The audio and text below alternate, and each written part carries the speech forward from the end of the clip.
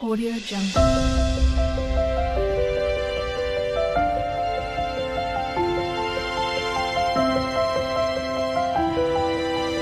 Audio Jungle. పిలిపి పత్రిక పిలిపిలకు రాసిన పత్రిక అపోస్తలుడైన పౌలు రెండవ సువార్త ప్రయాణంలో స్థాపించారు సంఘాన్ని. రెండవ సువార్త ప్రయాణంలో స్థాపించబడింది. అయితే రాయబడింది మాత్రం రోమా జైల్లోంచి. అపోస్తల కార్యాలు 28, 30, 31 వచనాలు. పిలిపి పత్రిక 1:7 స్థాపించబడిందేమో అపోస్తల 16 అధ్యాయము రెండవ సువార్త ప్రయాణంలో. రాయబడింది ఎప్పుడు? రోమా జైల్లో. అనగా అపోస్తలుల 28 అధ్యాయం 30, 31 వచనాలు. దీంట్లో 2 సంవత్సరాలు ఉన్నారు ఆయన. పిలిపి పత్రిక 1:7 చూడండి ఒకసారి. పిలిపి పత్రిక 1:7. నా సువార్త పక్షమున వాదించుటయందును దాన్ని స్థిరపరచుటయందును మీరందరూ ఈ కృపలో నాతో కూడా పాలువారై ఉన్నారు కనుక నేను మిమ్మల్ని నా హృదయంలో ఉంచుకొని ఉన్నాను. ఇందుచేత మిమ్మల్ని అందరినీ గురించి ఈనాడు భావించుట నాకు ధర్మమే. క్రీస్తు యేసు యొక్క దయారసమును బట్టి మీ అందరి మీద నేను ఎంత అపేక్ష కలిగి ఉన్నాను. దేవుడే నాకు సాక్షి. మీరు శ్రేష్టమైన కార్యములను వివేచింపగలిగాలకు మీ ప్రేమ తెలివితోనూ సకల విధములైన అనుభవ జ్ఞానముతోనూ ఒకసారి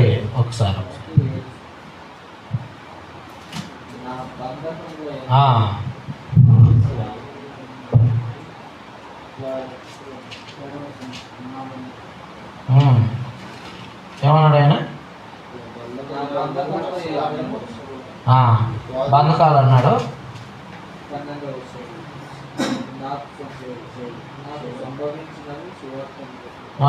ఇక్కడ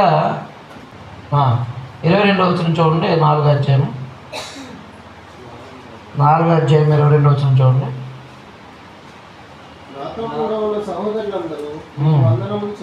వందనాలు చెప్తున్నారు. పరిశుద్ధులందరూ ముఖ్యముగా కైసర్ ఇంటి వారిలో ఉన్న పరిశుద్ధులను మీకు వందనములు చెప్తున్నారు. కైసర్ ఇంట్లో అంటే ఎక్కడ? రోమా జైల్లో కొంతమంది వాక్యం విన్నారు. ఆ కైసర్ ఇంట్లో వాళ్ళు కొంతమంది అధికారులు కాపలా కాస్తారు కదా, ఆ కాపలా కాసే వాళ్ళు కొంతమంది సహోదరులు అయ్యారన్నమాట. కాబట్టి కైసర్ ఇంట్లో అంటే కైసర్ అంటే రోమా అధికారి అనగా రోమా ప్రభుత్వం యొక్క పరిపాలన చేసేవారు అనమాట. అంటే కైసర్లు అంటారు కదా. అది ప్రభుత్వం, రోమా ప్రభుత్వం పరిపాలించే ఆ కైసర్ ఇంట్లో అనగా ఆ చక్రవర్తి యొక్క ఇంట్లో వాళ్ళు కూడా కొంతమంది క్రైస్తవులు అయ్యారు. వారు కూడా మీకు వందనాలు చెప్తున్నారని చెప్పాడు అనమాట. ఇది అది రాయబడిన సమయం అనమాట. ఎందుకు ఆయన రాస్తున్నాడో చెప్పాడు 4వ అధ్యాయంలో. 4వ అధ్యాయంలో 14వ వచనం నుంచి చదవండి. అయినను నా శ్రమలో మీరు పాలు పుచ్చుకున్నది మంచి పని. ఫిలిప్పీలారా, నేను బోధింపనారంభించి మాసిదోనియాలో నుండి వచ్చినప్పుడు ఇచ్చే విషయంలోనూ పుచ్చుకొని విషయంలోనూ మీరు తప్ప మరి ఏ సంగపు వారు నాతో పాలివారు కాలేదని మీకు తెలియను. ఎలాగనగా దశలోనికలోనూ కూడా మీరు మాటి మాటికి నా అవసరం తీర్చుటకు సహాయం చేసి నేను ఈవిని అపేక్షించి ఇలాగ చెప్పలేదు కానీ మీ లెక్కకు విస్తార ఫలము రావాలని అపేక్షించి చెప్పుచున్నాను. నాకు సమస్తమును సమృద్ధిగా కలిగి ఉన్నది. మీరు పంపిన వస్తువులు ఎపఫ్రోదితు పుచ్చుకొని ఏమీ తక్కువ లేక ఉన్నాను. అంటే జైల్లో ఉన్నాడు ఆయన. మాటి మాటికి సహాయం చేస్తున్నారు. స్థానిక సంఘం ద్వారా మాటి మాటికి సహాయం చేస్తున్నారు. అయినప్పటికీ జైల్లో 2 సంవత్సరాలు ఉండిపోయేటప్పటికీ ఆ జైల్లోకి ఎపఫ్రోదితు ద్వారా పిలిపి స్థానిక సంఘంలో సభ్యుడైన ఎపఫ్రోదితు ద్వారా పౌలు గారికి కొన్ని వస్తువులు పంపించారన్నమాట. అయితే ఆ వస్తువులు పంపించిన తర్వాత ఆయన అనారోగ్యస్తుడైపోయాడు. ఎవరు? ఇప్పటికెళ్ళిన ఆయన. మా 2వ అధ్యాయం పిలిపి పత్రిక 2వ అధ్యాయం 25వ వచనం. మరియు నా సహోదరుడు జతపని వాడైన నా తోడి యోధుడును మీ దోతియు నా అవసరానికి ఉపసరించిన వాడినైనా ఎపప్రదీతును. అంటే అక్కడికి వెళ్ళిన తర్వాత అనారోగ్యస్తుడు అయిపోయాడు. వెంటనే మళ్ళీ వెళ్ళలేదు అనమాట. వెళ్ళకపోతే అనారోగ్యస్తుడు అయిపోయాడు. రోగి అయిపోతే ఆయన గురించి కూడా సమాచారం చెప్తున్నాడు.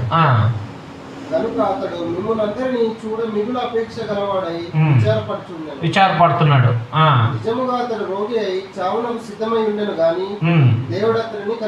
అది అంటే కాబట్టి దేవుడు అతను కనికరించాడు. అతను మాత్రమే నాకు దుఃఖమే దుఃఖం కలగకుండా నన్ను కనికరించాడు అన్నాడు అనమాట. అంటే ఎపప్రదీతు రాక ఆలస్యాన్ని గురించి చెప్తున్నాడు. ఒకటి, ఫిలిప్పీ సంఘంలో ఈ ఎపప్రదీతు ఆయన ద్వారా సంఘం ఏం చేసిందంటే రోమా జైల్లో ఉన్న ఈయనకి సరుకులు కొన్న వస్తువులు పంపించారనమాట. అందువల్ల ఆ వస్తువులు తీసుకున్న ఆయన ఎపప్రదీతు రాక ఎందుకు ఆలస్యమైందో చెప్తున్నాడంటే, మళ్ళీ మీ ఎంతకు తొందరగా ఎందుకు రాలేకపోయాడంటే, ఇక్కడకు మా దగ్గరికి వచ్చిన తర్వాత రోమా జైలుకి వచ్చిన తర్వాత పౌలు గారిని చూడడానికి వచ్చిన తర్వాత రోగి అయ్యాడు. ఈ రోగి అయిన తర్వాత ఆయన చావులకు సిద్ధమై ఉన్నాడు. అయితే ఆ దేవుడు ఆయన కనికరించాడు అని చెప్పేసి ఆ విషయాన్ని చెప్పుకుంటూ వచ్చారనమాట. కాబట్టి ఆయన పంపిన వస్తువులు చేరిని అని చెప్పాడు, జాగ్రత్త పెట్టుకోండి. ఆయన పంపిన వస్తువులు చేరిని అని చెప్పాడు. రెండవది, ఆయన అంటే ఎవరి చేత అయితే పంపబడ్డాయి వస్తువులు ఆయనకు అనారోగ్యస్తుడే బాగుపడ్డాడు అని చెప్పుకుంటూ వస్తున్నాడు అనమాట. వచ్చి ఏం చెప్పారంటే, ఫిలిప్పీ పత్రిక అంతట్లో కూడా ఏం చెప్పారంటే 12వ వచనం, ఫిలిప్పీ పత్రిక మొదటి అధ్యాయం 12వ వచనం, సహోదరులారా నాకు సంభవించినవి అంటే వాళ్ళకి ఏం చెప్పాలనుకున్నాడు? పౌలు గారు ఎందుకు సువార్త అంటే ఎందుకు జైల్లో ఉన్నాడు? పౌలు గారు సువార్త జైల్లో ఎందుకు ఉన్నాడు? జైల్లో సువార్త నిమిత్తం ఉన్నాడు. సహోదరులారా నాకు సంభవించినవి సువార్త మరి ఎక్కువగా ప్రబలమగుటికి సమకూడినని మీరు తెలుసుకొని కోరుతున్నాను అన్నాడు అనమాట. అంటే నాకు జైల్లో పెట్టడం అంటే లోకానికి ఎరితనంగానే ఉంటుంది కదా. అలాంటిది జైల్లో పెడితే సువార్తకిని బంధించే సువార్త ఆగుతుందా? ఆగదు. అయితే నాకు సంభవించిన ఈ సమస్యలు లేకపోతే ఈ శ్రమలో సువార్త మరి ఎక్కువగా ప్రబలమాటకే సమకూడని మీరు తెలుసుకొని కోరుతున్నాను. ఎలాగనగా నా బంధకాలు క్రీస్తు నిమిత్తమే కలిగినవని ప్రేతోర్యం అనే శానలోని వారికి అందరికీ తక్కిన వారందరికీ స్పష్టమైన. ప్రేతోర్యం అంటే ఆ కోర్టు యార్డ్ అనమాట. కోర్టు చుట్టూ ఉండే ప్రదేశాన్ని ప్రేతోర్యం అంటారు అనమాట. తీర్పు తీర్చే స్థలం ఉంటుంది చూసారా, దాన్ని ప్రేతోర్యం అంటారు. పిలాతు తీర్పు తీర్చిన ప్రాంతాన్ని కూడా ఏమంటారు? ప్రేతోర్యం అనే మందిరంలో ప్రేతోర్యం ప్రాంతానికి వచ్చారంటారు. అలాగా ప్రేతోర్యం అందరికీ సేన వారు అందరికీ తక్కిన వారికి అందరికీ స్పష్టమైంది. మరియు సహోదరుల వారు ఎక్కువ మంది నా బంధకాల మూలంగా ప్రభునందు స్థిర విశ్వాసం గల నిర్భయంగా దేవుని వాక్యాన్ని బోధించడకు మరి విశేష ధైర్యం తెచ్చుకున్నారు. కొందరు అసూయ చేతను కలహబుద్ధి చేత, మరి కొందరు మంచి బుద్ధి చేత క్రీస్తుని ప్రకటిస్తున్నారు. వారైతే నా బంధకాలతో కూడా నాకు శ్రమ తోడు చేయాలని తలంచుకుని శుద్ధ మనసుతో కక్షతో క్రీస్తుని ప్రకటిస్తున్నారు. వీరైతే నేను స్వార్థ పక్షంగా వాదించడం యందు నియమింపబడి ఉన్నానని ఎరిగి ప్రేమతో ప్రకటిస్తున్నారు. అయిననేమి మెష చేతనే కానీ సత్యం చేతనే కానీ ఏ విధము చేతనైనా క్రీస్తు ప్రకటించబడుతున్నాడో అందుకు నేను సంతోషిస్తున్నాను అన్నాడు అనమాట. అంటే నాకు బంధకాలు ఎందుకు వచ్చినాయి అని అంటే సువార్త ప్రబలం అవటానికే వచ్చినాయి అని చెప్పుకున్నాడు ఆయన. ఎలాగంట, ఇప్పుడు నిజానికి ఒక ఖైదీ దగ్గర పొద్దున్న ఒకడు ఉంటాడు, సాయంత్రం ఒకడు ఉంటాడు. అవునా? ఈ పొద్దున్న సాయంత్రం దగ్గరున్నవాడి కల్లా వచ్చినవాడి కల్లా నేను ఎందుకు పట్టబడ్డానంటే ఇలా ప్రభువైన యేసుక్రీస్తు వారు చనిపోయారు, సమాధి చేయబడి తిరిగి లేపబడ్డారు, ఆయన గురించి నేను ప్రకటిస్తున్నాను. ఆయన చనిపోయి సమాధి తిరిగి లేపబడ్డం వల్ల పుత్రుల పునరుత్థానం ఉందని చెప్తూ ఆయన ద్వారానే పాపక్షమాపణ ఉందని నేను ప్రచారం చేస్తున్నాను.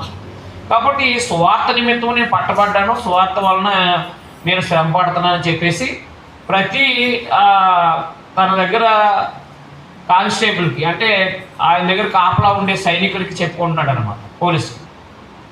ఇలాగ చెప్పడం ద్వారా కొంతమంది మారారు. కొంతమంది ఆయన గురి స్వార్థి చెప్పడం ద్వారా ఏమయ్యారు?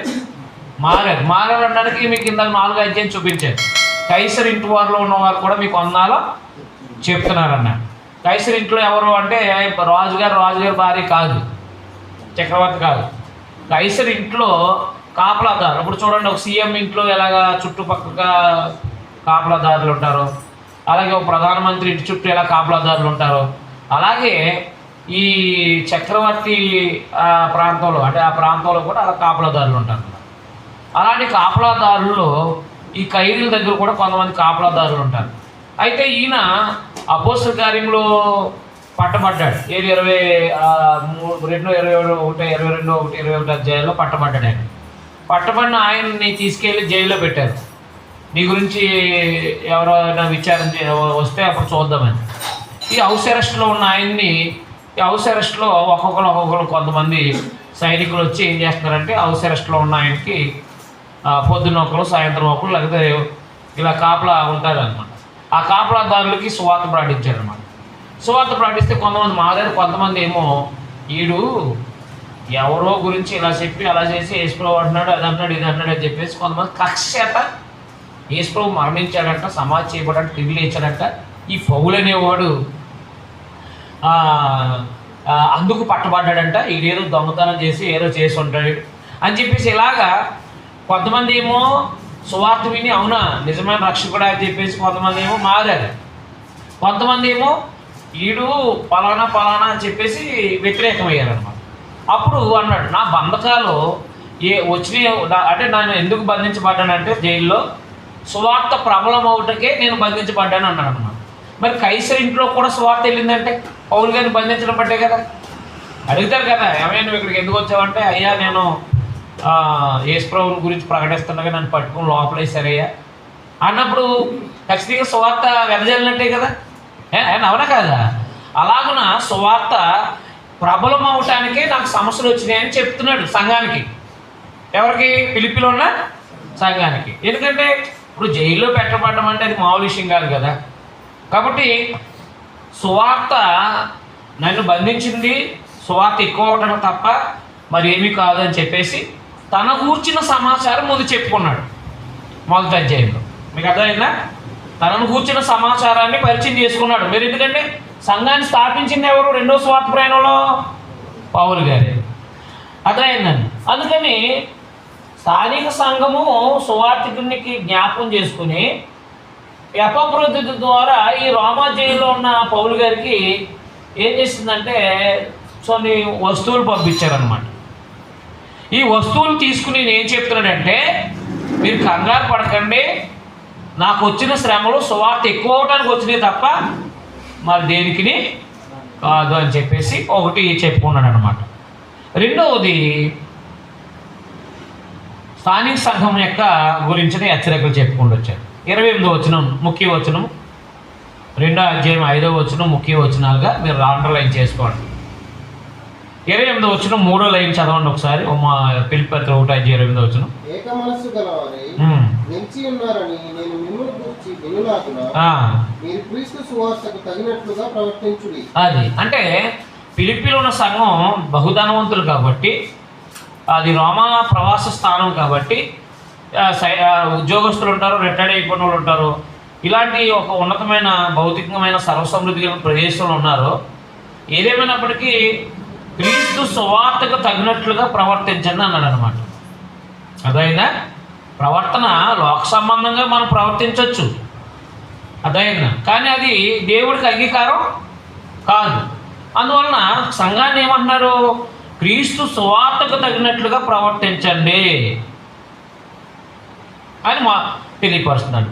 2వ అధ్యాయంలో 1వ వచనంలో కావున క్రీస్తునందు ఏ హెచ్చరిక అయినను, ప్రేమ వలన ఆదరణ అయినను, ఆత్మయందు ఏ సహవాసమైనను, ఏ దయారసమైనను, వాత్సల్యమైనను ఉన్నాయడలా మీరు ఏక మనస్కులగునట్లు ఏక ప్రేమ కలిగి ఏక భావము గలవారుగా ఉండి ఒకదాని యందే మనసుంచుచు నా సంతోషమును సంపూర్ణం చేయుడి. అది కాబట్టి ఇక్కడ ఏం కోరుకున్నాడు? సంఘాన్ని ఏక మనసు వదిలినట్లుగా ఏక ప్రేమ కలిగి ఏకభావం గలవారుగా ఉండి, అదైనా ఏక మనసు లగినట్లుగా ఏక ప్రేమ కలిగి ఏకభావం గలవారుగా ఉండి ఒక్క దాని అందే నా మనసుంచుతూ నా సంతోషం సంపూర్ణం చేయండి అన్నాడు అనమాట.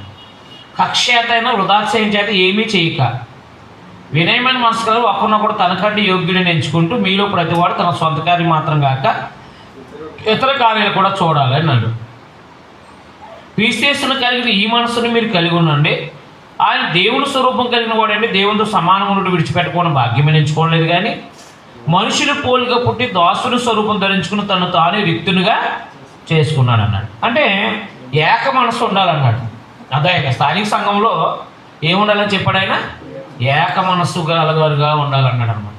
ఏక మనసు ఎందుకు ఉండదు చెప్పండి సంఘంలో?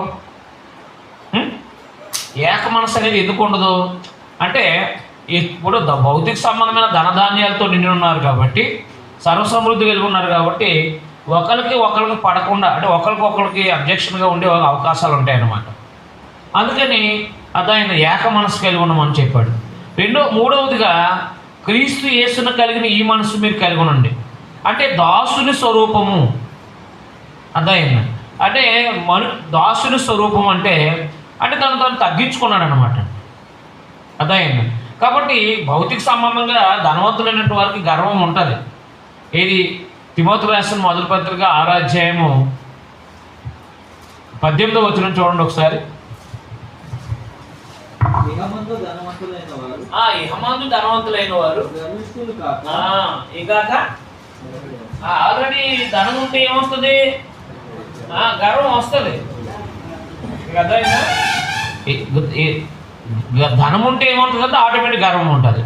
అంటే ఇహమందు ధనవంతులైనటువంటి వారు అంటే క్రైస్తవుల్లో ఎవరైనా ధనవంతులైతే ఇహమందు ధనవంతులైనటువంటి వారు గర్విష్ఠులు కాక అన్నట్టు చూసారా. మరి ఏమన్నాడు? కంటిన్యూ చదవండి. అస్థిరమైన ధనమందు నమ్మిక ఉంచక ధారాళంగా. అది కాబట్టి ధనవంతులైనట్టు వాళ్ళు క్రైస్తవులైనట్టు వాళ్ళు అదైన గర్వము అనేది ఉండొద్దు. ధారాళంగా దయచేస్తున్న దేవుని అందే తప్ప ఈ ధనం మీద ఉంచొద్దని చెప్పాడు అనమాట. అంటే అర్థం ఏంటంటే ఆటోమేటిక్గా ధనము ఉండడం వల్ల గర్వం అనేది ఉంటుంది. కాబట్టి మీరు యేసుక్రీస్తు యొక్క స్వరూపాన్ని దాల్చుకోండి అన్నాడు అన్నమాట. మీకు అర్థమైనా? యేసుక్రీస్తు యొక్క స్వరూపాన్ని ఏం చేయండి? దాల్చుకోండి అన్నాడు. అంటే యేసు ప్రభు లాగా ఉండండి అన్నాడు అనమాట. యేసు ప్రభు తగ్గించుకున్నారు కాబట్టి మీరు కూడా తగ్గించుకోండి. ఇప్పుడు తగ్గించుకుంటే కనుక ఏక మనసు వస్తుందా రాదా? ఉంటుంది. నేనెక్కువ అంటే నేనెక్కువ అన్నాం అనుకోండి, నేనెక్కువ అంటే ఎవరికి ఏక మనసు ఉండదు. కాబట్టి ఎవరి కాళ్ళే తగ్గించుకుంటేనే అర్థమైందండి. ఎవరి కాళ్ళే తగ్గించుకోవాలి. ఇప్పుడు మా చర్చి బిల్డింగ్ కడగడానికి ఎవరు రాలేదనుకోండి, నేనే కడిగేస్తాను కుర్చీలన్నీ. మీకు అర్థమైందా? అర్థమలేదా? కాబట్టి నేను వాక్యమే చెప్తాను, నేను వాక్యం మాత్రమే చెప్తాను, నా పని అదే. కాబట్టి నేను ఏం చేయను అన్ను. ఎందుకు తగ్గించుకునేది? ఎప్పుడు అవుతుందో చీపురు కట్ట పెట్టుకుంటేనే కదా వచ్చేది. అవునా? చీపురు కట్ట పెట్టుకుని తుడితేనే అందరిలో తగ్గించుకోవడం లేదో తెలుస్తుంది. అవునా కాదా? రోడ్డు మీద చీపురు పెట్టుకోవడం తెలుసా మీకు ఎప్పుడైనా? అందరిలో రోడ్డు మీద చీపురు పెట్టుకోవడం తెలుసా? తెలియదు మీకు. అవునా కాదా? అది ఇంకా తగ్గింపు. అర్థమైందా? రోడ్డు మీద తుడచడం అనేది ఒక ఉద్యోగమే అయినప్పటికీ దాన్ని నువ్వు ఒక పొజిషన్లో ఉండి దాన్ని పట్టుకోవడానికి వెళ్ళు. అందుకే అది పెద్దోళ్ళు ఏం చేస్తారు, ఫోటో తీసుకుని అయిపోయిందా అని చీపురు ఇచ్చేస్తారు. ఒక 4 చీపుర్లు ఎత్తే ఏమైపోద్ది జీవితం అని తగ్గిపోద్ది స్టేటస్. అవునా కాదా? అందువల్ల దేవుని పిల్లలుగా మనకి ధనం వచ్చే కొలది, భౌతిక సంబంధమైన పేరు వచ్చే కొలది మనకి ఏముంటుందంటే నేను నా స్థాయి నుంచి దిక్కకూడదని మనసులో ఉంటుంది. మరి ధనవంతులు కూడా ఏముంటుంది? ఒక విషయం, మా దగ్గర క్లాసులకు వచ్చేవారు కొంతమంది భార్య భర్తలు. క్లాసులకు వచ్చినప్పుడు నేను వాళ్ళ ధనం అంటే సామాన్యంగా ఏ పూట కాపూట తిన్నప్పుడు మనతో పాటు అంటే ఇక్కడ నా భార్యతో పాటు అక్కడ వర్క్ చేసేవారు. అంటే ఏంటంటే అక్కడ పని చేయటం, లేదా ప్లేట్లు తీసేయడం, లేదా కడిగేయటం అని చేసేవారు అనమాట. అదే ఫ్యామిలీ కొంచెం ధనం అభివృద్ధి అయ్యారు. వాళ్ళు అభివృద్ధి అయిన తర్వాత మంచి డ్రెస్ వేసుకుని రావడం తప్పు కాదు, తప్ప? కానీ ప్లేట్లు ముట్టుకుంటలేదు. ఏమొచ్చింది? నేనేంటి, ప్లేట్లు ముట్టుకోవడం ఏంటి, ఎందుకు వచ్చింది అది? అది నేను అర్థమైంది, అర్థమలేదా? అంటే ఒక ఆయన్ని, పాస్టర్ గారిని మీటింగ్ పిలిచారట. ఈ స్నానం చేసే టబ్ ఉంటుంది కదా, కడతారు కదా పెద్ద పెద్ద హోటల్లో, అది ఇంక అది చెడిపోయిందంట, నీళ్ళు రావట్లేదంట. ఆయనకేమో అందులోనే కూర్చొని పడుకుని స్నానం చేస్తేనే స్నానం చేయనట్టు ఉంటుందంట. మరి ఆడు బతుకులో ఎన్నిసార్లు మరి బకెట్లో నీళ్ళు దెమ్మరించుకున్నాడో లేదో తెలియదు నాకు. అది లేదని నేను వెళ్ళిపోయాడంట మీటింగ్ క్యాన్సిల్ చేసుకుని. ఆ పక్క అతను అన్యుడు అన్నాడంటే, సార్ నా బాత్ వాడుకోండి, నేను మీ రూమ్లోకి షిఫ్ట్ అవుతానంటే, నేనేంటి నా స్థాయికి ఇలాంటి బుక్స్ చేయడం ఏంటి అని చెప్పేసి వెళ్ళిపోయాడంట. మరి వాళ్ళు డొక్ సైకిల్ వేసుకొచ్చినప్పుడు ఆ స్థాయి ఏమైంది దానికి? బకెట్ నీళ్ళు దెమ్మరించేసుకున్న రోజు ఏమైంది? ఆ కాలంలో ములిగినప్పుడు, ఆ మురికి కాలంలో ములిగినప్పుడు ఇవన్నీ జ్ఞాపకం రాలేదా? అపోస్తులు ఏం చేశారు? ఎక్కడికి వెళ్తే తాళాలు ఎక్కడ చేశారంటారా? అపోస్తులు కొత్తగా స్వార్థకి వెళ్ళినప్పుడు రెండని ఇలా గెస్ట్ హౌస్లు పిలిచేసేవారేంటి? వాళ్ళని ఎక్కడ కాలం ఉంటే, ఎక్కడ నది ఉంటే అక్కడ శుభ్రంగా స్నానం చేసి బట్టలు కట్టుకుని వెళ్ళేవారు. అర్థమైంది, అర్థమలేదా? అది స్వార్థ ప్రయాణం అంటే అర్థమైంది. లగ్జరీ బస్ వేసుకుని లేకపోతే విమానం వేసుకుని వెళ్ళి, అర్థమైందండి, కాలు కలపకుండా ఏళ్ళు మెదపకుండా వచ్చి సేవ చేసిన వాళ్ళు కాదాల్లో. మీకు అర్థమైందా, అర్థమలేదా? అది కాబట్టి సామాన్యంగా వాళ్ళు నడిచి వెళ్ళి స్వార్థ ప్రకటించి చాలా ఇబ్బందులు పడ్డారండి అన్నమాట. అంటే ఇలా అన్నమాట. అంటే స్థాయి ఏంటి? ఇప్పుడు బాత్రూమ్ చెడిపోతే ఏమైంది? ఇప్పుడు టబ్బు చెడిపోతే ఏమైంది? ఆ రోజుకి ఒక పూటకి బకెట్తో నీళ్ళు పట్టుకుని స్నానం చేయొచ్చు కదా. అంటే తన స్థాయిని తెక్కోకుండా తను సంపాదించిన ధనము ఏం చేసింది అనమాట? తన గర్వాన్ని కలిగించింది. ఆ గర్వంతో, అహంతో వెళ్ళిపోయాడు అనమాట. కానీ అదే బాత్లో ఒకసారి చచ్చిపోయాడని ఫోన్ వచ్చిందంట అన్నాడు. కొన్నాళ్ళకి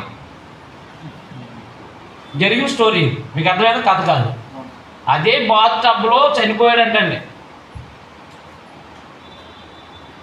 పాస్టర్ గారు. చచ్చిపోతారా సావరా? చచ్చిపోయాడంటండి. అందుకని ఎప్పుడు కూడా యేసు ప్రభువుని జ్ఞాపకం చేసుకుంటే అది కాలు కడగడం అనేది చెప్పారు కదా ప్రభు వారు అపోస్తులకి, నేను ఎలా కడిగానో కాళ్ళు మీరు ఎలా కడగండి అన్నారు. అంటే అర్థమేంటి? వాళ్ళని ఇప్పుడు అద్భుతాలు మహత్కారాలు స్వస్థతలు చేస్తారు, అర్థమైందా? వీళ్ళ పేరు బాగా పలుకుబడుతుంది, అపోస్తుల పేరు. నేనెక్కువ అంటారు అపోస్తులు, అవునా కాదా? అలాంటి భేదం లేకోకుండా వీళ్ళు తగ్గించుకోవాలని ప్రభు ఏమన్నారంటే యోహాను సువార్త 13వ అధ్యాయంలో, నేను చేసినట్లుగా మీరును ఒకరితో ఒకరు, మీరు మీ ఒకరి కాలు కడుక్కోమన్నాడు. అది తగ్గింపుకు చూసిన దాసుని స్వరూపం. ప్రభు పాదాలు కడిగారు కదా యోహాను సువార్త 13వ అధ్యాయంలో. ఆయన ఏంటి పాదాలు కడగడం ఏంటి? మీకు అర్థమైందా? అంటే ఆయన ఏం చేశారు? దాసుని స్వరూపం అంటే ఇశ్రాయేల్ దేశంలో ఎవరింటికైనా బంధువులు వచ్చినప్పుడు దాసులు పల్లెంలో నీళ్లు ఆ యొక్క వచ్చిన చుట్టాలకి ఆ కాలు కడగాలి. వీళ్ళు కాలు కడిగి శుభ్రంగా వాళ్ళు టవల్తో ఒత్తి లోపల పంపిస్తారు.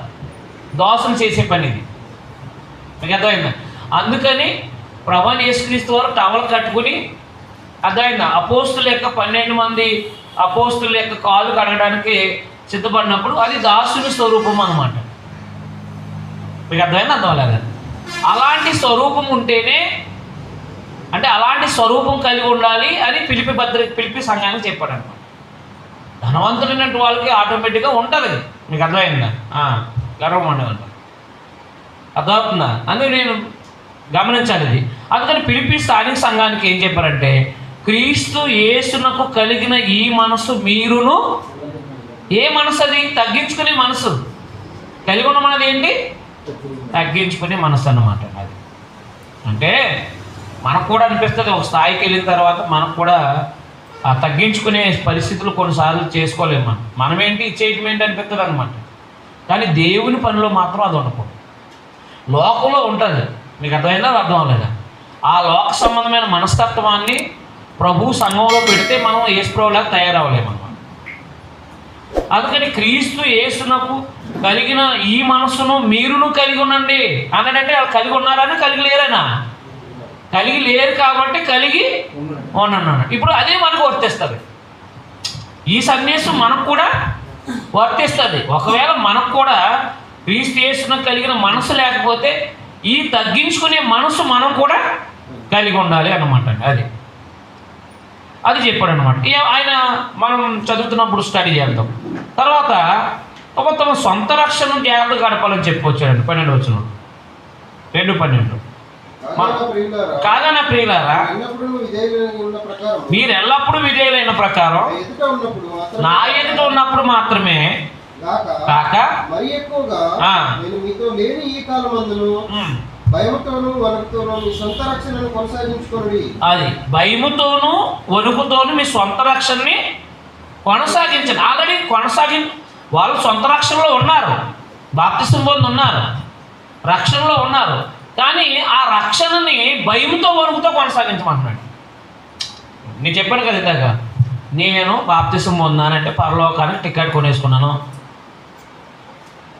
చాలామంది పరలోకానికి టికెట్ కొనేసుకున్నాను కాబట్టి నాకేం భయం అది అనకూడదు. ఎందుకంటే మళ్ళీ తొలగిపోతామేమనే భయం ఉండాలి. అర్థమైంది. కాబట్టి సొంత రక్షణని భయంతో వణుకుతో కొనసాగించమన్నాడు అన్నమాట. ఎందుకంటే ఎక్కడైనా మనం ఒకవేళ ఎదురిగితే దేమ ఏ లోకాన్ని స్నేహించి అర్థమైందండి దశలోకి వెళ్ళిపోయాడు అన్నాడు. మరి ఒకవేళ మనం కూడా వెనుతిరిగితే మన పరిస్థితి ఏంటి? భయంకరం అయిపోద్ది కదా. ఆలోచించేయండి దేవుని పిల్లలుగా. అందుకని మనకు భయం ఉండాలన్నమాట. అమ్మో నేను తప్పిపోతే మళ్ళీ రక్షణ లేదు కదా. ఒకవేళ నేను బుద్ధిపూర్వమైన పాపం చేసి తప్పిపోతే నాకు మరలా ఏమి లేదు, భూమి మీద యేసుప్రభువు యొక్క బలి పనిచేయదు. కాబట్టి భయం ఉండాలి నాకు. అర్థమైనా? కాబట్టి మనందరికీ భయం ఉండాలి. అలాగే ఫిలిప్పీ స్థానిక సంఘానికి కూడా చెప్తున్నాడు, మీరు నేనున్నప్పుడు కాదు భయపడతాం, నేను లేనప్పుడు కూడా మీ సొంత రక్షణ భయంతో వణుకుతోనూ కొనసాగించండి. అంటే భయం ఉండాలన్నమాట, వణుకు ఉండాలన్నమాట రక్షణ కొనసాగించే విషయంలో. 3వ విషయం. 4వ విషయము అబద్ధ బోధకుల విషయంలో జాగ్రత్తగా ఉండమన్నాడు. 2వ వచనం 3వ అధ్యాయం 2వ వచనం. కుక్కల విషయమే జాగ్రత్తగా ఉండండి, దుష్టులైన పనివారి విషయమే జాగ్రత్తగా ఉండండి. అర్థమైందా? అనుజనుల్లో ఉండి క్రైస్తవులు అనేటి వాళ్ళు సున్నతి పొందమంటున్న వాళ్ళు అందరూ వీళ్ళు ఎవరో దుష్టులు, కుక్కలు అన్నమాట. మీకు అర్థమైందా? సున్నతి ఆచరించమనే యోధా కుక్కలు, సున్నతి ఆచరించమనే యోధా కుక్కలు అనమాట. అందుకని ప్రకటన గ్రంథంలో ఒక ఆయన ప్రశ్న వేసాడు. ప్రకటన గ్రంథంలో ఒక మత్స్యాకులు ఆయన ఏం చేశాడంటే ఫోన్ చేసి నాకు, కుక్కలు ఉన్నాయన్నాడు, కుక్కలు కూడా వెళ్ళిపోతాయా నరకాలి కానీ అంటున్నాడు. చూడండి ప్రకటన గ్రంథం 22 అధ్యాయం 15 వచ్చింది. మరి ఫిలిప్పీ పత్రిక అర్థం అవ్వకపోతే ప్రకటన గ్రంథం కుక్కలు ఏమర్థమవుతాయి? అది కుక్కలోను మాంత్రికులు, వ్యభిచారకులు, నరాంధులు, విగ్రహాలు, అబద్ధం ప్రేమించే ప్రతి వాడు వెలుపడి ఉందరు అన్నాడు. కుక్కలు అంటే ఏది? ఇంటికాడ పెంచుకునే కుక్కలు కాదు, ఇంటికాడ పెంచుకునే కుక్కలు కాదు, దేవుని పనిని పాడు చేసే కుక్కలు. అర్థమైందా? దేవుని పని పాడు చేసే కుక్కలు. అర్థమైందా రమేష్? దేవుని పని పాడు చేసే కుక్కలు ఉంటాయి. అవి మన ఇంటిగా మన ఊరిలో కూడా ఉండొచ్చు. అవి చూసుకోవాలి. దేవుని పని పాడు చేసే కుక్కలు అంటే అబద్ధ బోధలు చెప్పి ఆ అబద్ధ బోధను పక్కదారికి నడిపించే ఉంటాయన్నమాట. వాళ్ళని కుక్కలు అన్నాడు అన్నమాట, వాళ్ళన్నమాట. అర్థమైందని అది. కాబట్టి ఈ దుష్టులైన పనివారిని కుక్కలు అన్నాడు అనమాట. అప్పుడు ఏమన్నాడు అంటే సంఘము ఆనాడైనా ఈనాడైనా అబద్ధ బోధకుల విషయంలో ఖచ్చితంగా జాగ్రత్త కలిగి ఉండాలి.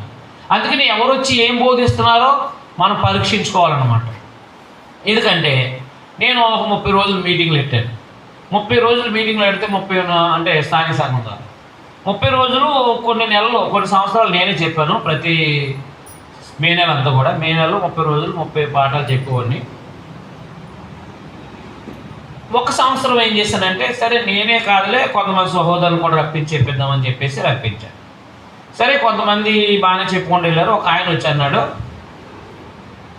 ఇప్పుడు మీరు కొంత సంపాదించుకోవాలి ప్రభులో, పరలోకంలో దేవుడు కొంత వేసి ఇస్తాడు మీకు, అప్పుడు పరిపూర్ణులు అవుతారు, ఆవిడ పరలోకం వెళ్తారు అన్నాడు.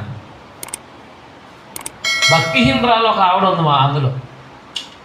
అబ్బా ఎంత అవకాశం, ఛాన్స్ లేదని చెప్పేసి వెళ్ళి ఆ నైటే ప్రచారం చేసిందంటే పర్వం.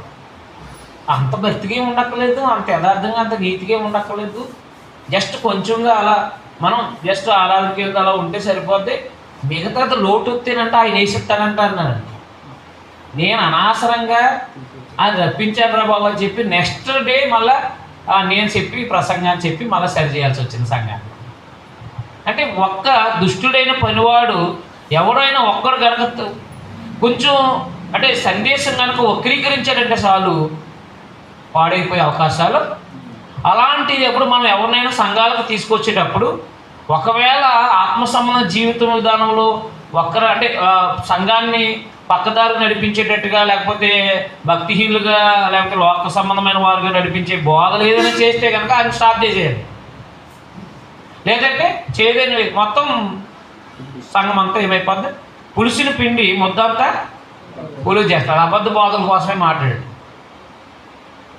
అర్థమైందా? అది కాబట్టి ఇలాంటి వాళ్ళు వస్తూ ఉంటారు, మీకు అర్థమైందా? అలాగే ఒక ఆయన సపోర్ట్ చేస్తానని చెప్పేసి, నేను అమెరికా సపోర్ట్ చేస్తానని చెప్పి ఎవరో ఒక ఆయన తీసుకొచ్చి ఆయన ఏమంటాడంటే ఏదేదో మాట్లాడుతుంటే నాకు అనుమానం వచ్చి ఇంకా ఆయన్ని కట్ చేసి పడేసి.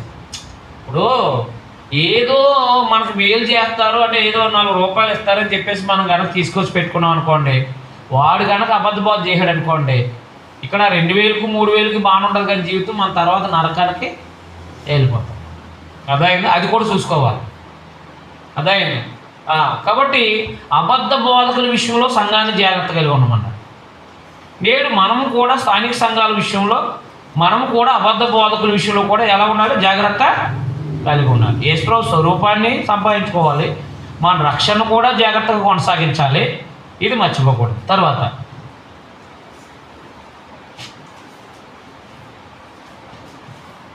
4వ అధ్యాయం 4వ వచనం.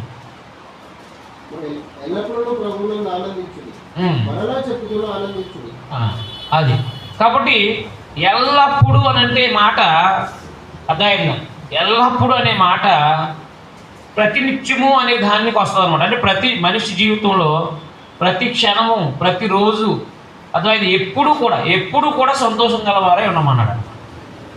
దాన్ని గ్రీకులో ఖరా అన్నట్టు, జాయ్, సంతోషము అన్నమాట. ఇది భౌతిక సంబంధమైన టీవీల దగ్గర కూర్చుని ఆహా అని నవ్వే సంతోషం మాత్రం కాదు. అది కాసేపు ఉంటుందో ఆగిపోతుంది. నేనవునా? ఒక ఆయన అమెరికాలో ఏదో ఒక ప్రోగ్రాంలో జోక్ వేశాడంట, బాగా నవ్వారంట. ఒకసారి అదే జోక్ 2వ సారి చెప్పారంట, కొంచెం నవ్వారంట. మళ్ళీ అదే అదే కంటిన్యూగా చెప్పాడంట. చెప్పేటప్పుడు సీరియస్ అయిపోయారంట. ఏంటి ఒకే జోక్ ఒకసారి నవ్వు వచ్చింది, తర్వాతకి ఏమైంది, ఏడుపు అయిపోయింది. నువ్వు మళ్ళా ఒకసారి మాట్లాడావా చంపేస్తావు నిన్ను అన్నారంట.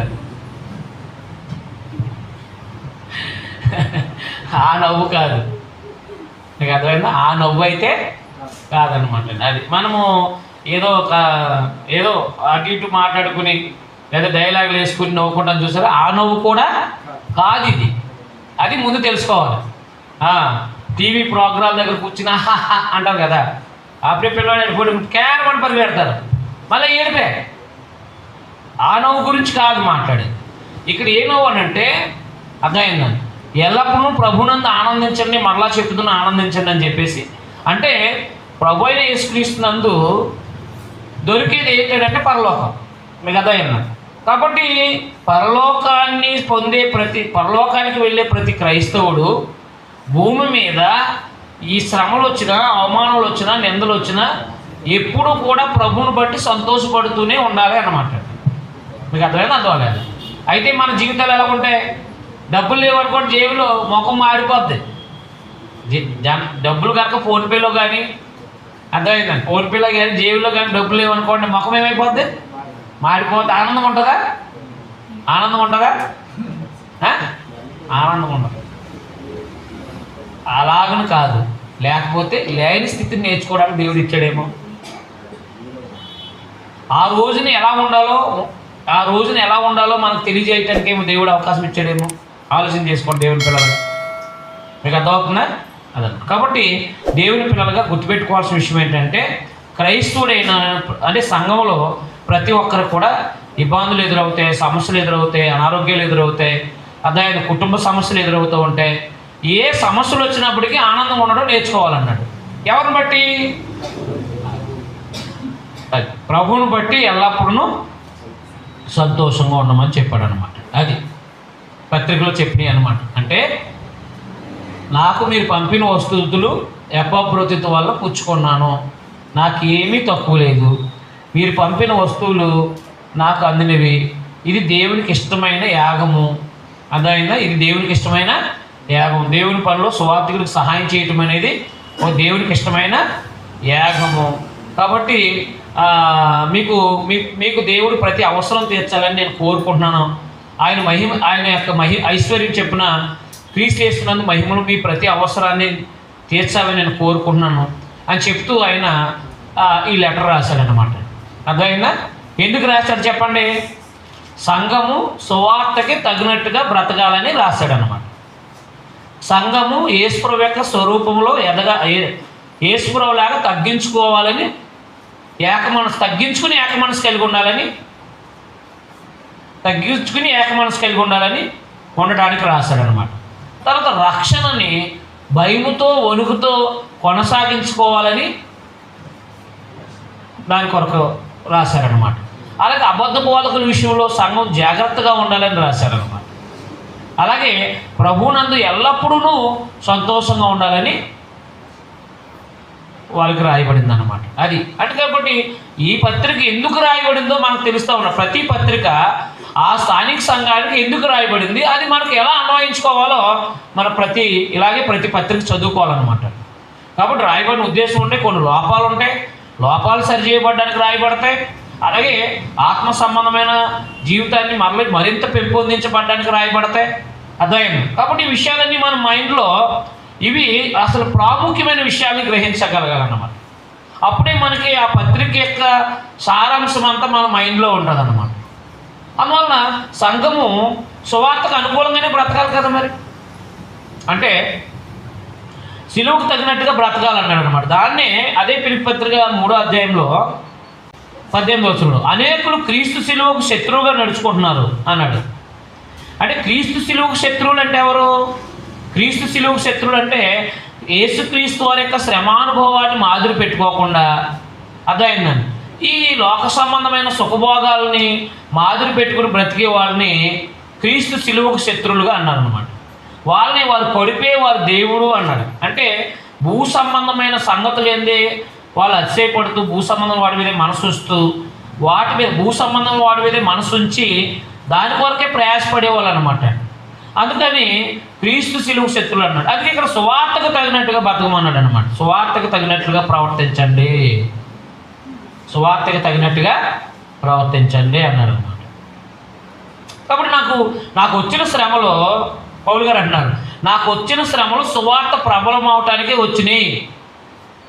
ఎక్కువైంది కానీ సువార్త తక్కువ అవ్వలేదు, సువార్త ఎక్కువైంది కానీ తక్కువ అవ్వలేదు అనమాట. అందుకే దేవుని పిల్లలుగా ఎప్పుడు కూడా సువార్త ప్రకటిస్తున్నప్పుడు శ్రమలు వస్తే అవి ఎక్కువ అవడానికి వచ్చినాయని గమనించాలి తప్ప ఆగిపోవటానికి వచ్చినవి కాదు. అది గుర్తుపెట్టుకోవాలి. సంఘంలో ఏక మనసు ఉండాలంటే కనుక అందరూ తగ్గించుకోవాలి. యేసుప్రభులాగా సంఘంలో ఏక మనసు ఉండాలంటే అందరూ ఏమవ్వాలి? తగ్గించుకోవాలి. అందరూ తగ్గించుకోవాలి. ఒకరు తగ్గించుకోకపోతే ఏక మనసు రాదండి. అది తర్వాత మన సొంత రక్షణ అంటే సంఘంగా ఉన్నప్పుడు ధైర్యం ఉంటుంది. బయటికి వెళ్ళినప్పుడు ఒకవేళ ఎక్కడైనా మనం పడిపోతామో ఆత్మీయంగా ఏదైనా అంటే ఏదైనా ఒక చెడుతనం చేసి మనం పడిపోతామనే భయము మనలో ఉండి మన రక్షణ మనం జాగ్రత్తగా కొనసాగించుకోవాలని కూడా చెప్పుకుంటూ వచ్చాను. అబద్ధ బోధకులు అప్పుడప్పుడు మనకు ఎదురవుతూ ఉంటారు. అంటే మన జీవితాల్లో అప్పుడప్పుడు పరిచయం అవుతారు. ఆ అబద్ధ బోధకుల్ని అప్పుడే తుంచేయాలి తప్ప అప్పుడే అబద్ధ బోధకులను ద్వేషించి వాళ్ళతో సహవాసాన్ని చేయకోకుండా మనం ఉండడానికి మనం ప్రయత్నం చేయాలి. అదైనా అలాగే మన జీవితంలో ఎన్నో బాధలు ఇబ్బందులు ఎదురవుతూ ఉంటాయి, అనారోగ్యాలు ఎదురవుతూ ఉంటాయి, సమస్యలు ఎదురవుతూ ఉంటాయి. ఏదైనా సరే దేవుడు చెప్పుకొని మన ఆనందంగా ఉండాలి. ఏదైనా సరే దేవుడు చెప్పుకుని ఎలా ఉండాలి, ఆనందం ఉండాలి. అది అలవాటు చేసుకోవాలి క్రైస్తవుడు. ఓకేనండి, అర్థమైంది కదా.